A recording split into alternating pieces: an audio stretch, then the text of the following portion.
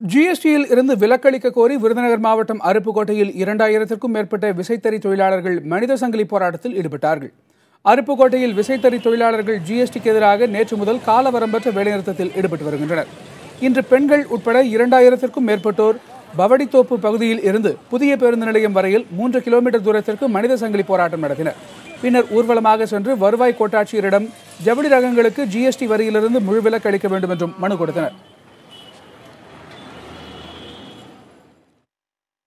குடியரசுத் தலைவர் தேர்தலில் பாரதிய ஜனதா தலைமையிலான கூட்டணி வேட்பாளர் ராம்நாத் கோவிந்த் வெற்றி பெறுவார் என்று அதிமுக நாடாளுமன்ற உறுப்பினர் நவநீத கிருஷ்ணன் தெரிவித்திருக்கிறார். கட்சித் தலைமையின் நிலைப்பாட்டிற்கு ஏற்ப அதிமுக உறுப்பினர்கள் ராம்நாத் கோவிந்திற்கே வாக்களித்திருப்பதாகவும் தெரிவித்திருக்கிறார். இந்த குடியரசுத் தலைவருடைய தேர்தலை பொறுத்தவரை அகில இந்திய அண்ணா திராவிட முன்னேற்ற கழகம் ஒருங்கிணைந்து ஒரே மனதாக பிஜேபியினுடைய வேட்பாளர் உயர் திரு ராம்நாத் கோவிந்த் அவர்களுக்கு வாக்களித்துள்ளார்கள்.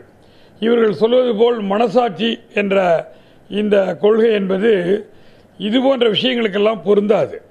அது தனி மனித ஒழுக்கத்திற்கு மனசாட்சி எல்லாம் சொல்லலாம், அது அரசியலுக்கு அது எடுபடாது.